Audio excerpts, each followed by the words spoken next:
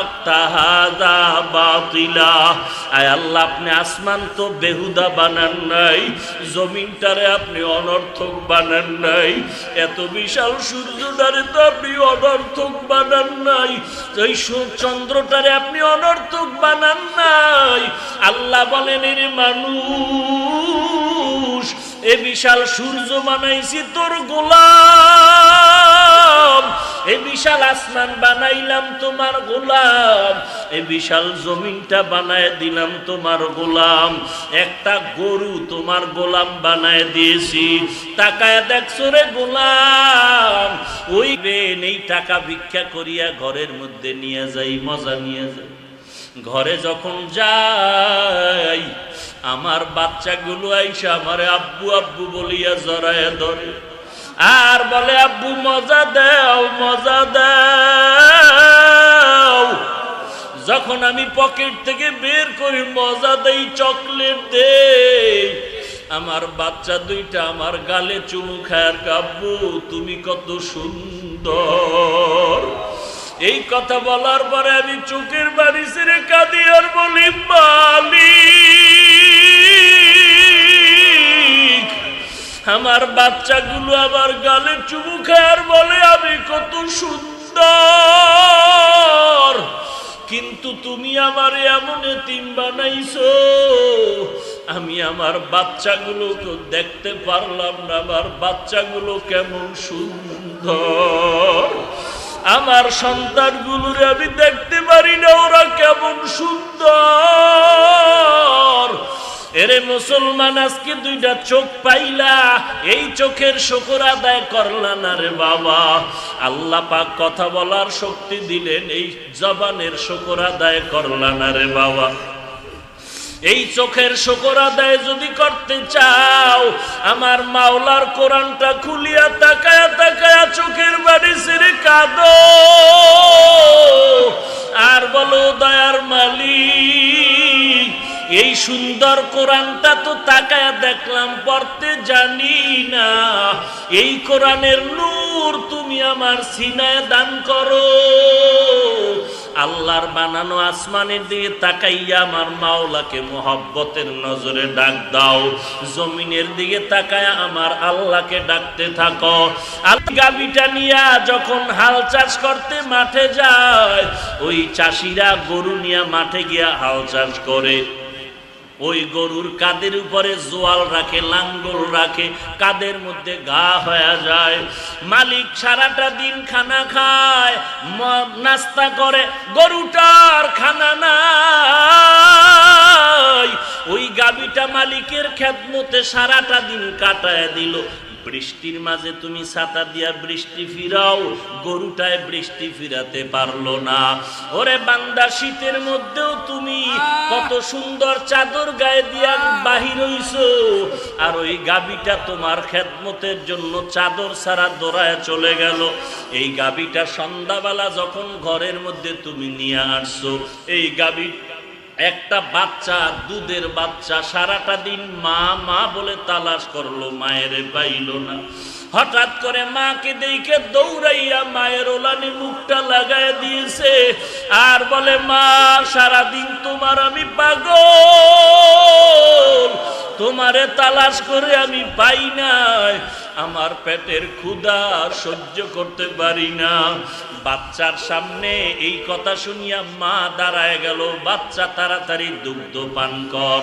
আল্লাহ কয়, বান্দা, তুই বাচ্চাটারে দুধ না দিয়া ওই বাচ্চার গলায় রশি লাগায়া খুঁটির গোড়ায় বাঁধছো, আর ওই গাভীটারে 20 হাত দূরে আর একটা খুঁটির গোড়ায় বেঁধে দিয়েছো। রাতের বেলা শীতের দিন তুই মশারি টানায় ঘরের মধ্যে ঘুমায় গেছো, লেপার কম্বল গায়ে দিয়ে ঘুমাও,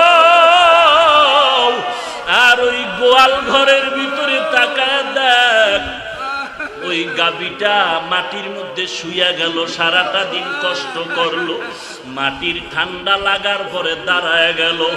এই রাতের বেলা গাভীটা দাঁড়ায় কষ্ট করে, ওদিকে মশার কামড়, লেজ পিটায় ঘুমাইতে পারে না। আর ওই গাভীটার বাচ্চা ডাক দিয়ে কয় মা ক্ষুধা লাগছে খানা দাও।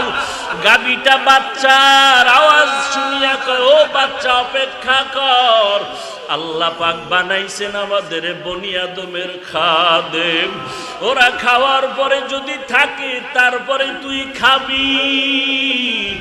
এইভাবে সারাটা রাত বাচ্চা কান্না করে করে রাত কাটায় দিল। সকালবেলা তুই ঘুম থেকে উঠা গাভীটারে ধরিয়া বাচ্চাটারে নিয়ে বাহির হইলি। এরপরে তুই একটা বালতি নিয়া বাচ্চাটা মায়ের ওলানে লাগাইয়া আবার টান দিয়া বাঁধিয়া তুই সব দুধগুলো দহন করে বালতিতে নিয়ে ঘরে যাও। বাচ্চাটা মায়ের ওলানে মুখ লাগায় দেখে দুধ নাই। এইবার মায়ের কাছে চোখের পানি ছেড়ে আবদার করে, মা এক ফোঁটা দুধ নাই। এই আদম সন্তানেরা বালতি ভরে নিয়ে গেছে। গাভী ডাক দিয়া কয় রে বাচ্চা অপেক্ষা কর, আল্লাহ আমাদের বানাইছেন বনি আদমের খাদেম, ওরা খাওয়ার পরে যা থাকবে তুই খাবি, কোনো কথা বলা যাবে না।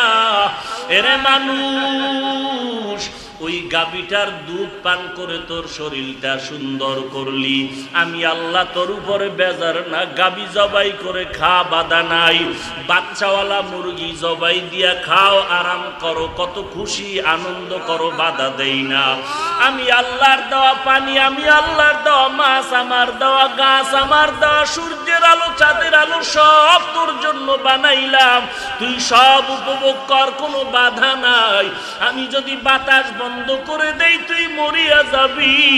আমি আল্লাহ পাক রব্বুল আলামিন সব নিয়ামতের দরজা খুলিয়া দিলাম। আমি আল্লাহ এর বিনিময় একটা টাকাও চাই না। আমি আল্লাহ তোর থেকে কোনো বিল চাই না। আমি আল্লাহ পাক চাই তুই একটা সেজদা দিয়া আমি আল্লাহকে ডাক দে। আমি আল্লাহর নিয়ামত ভোগ করি, আমার শুকর আদায় কর। আর আমি আল্লাহর কাছে চোখের পানি ছেড়ে তওবা কর।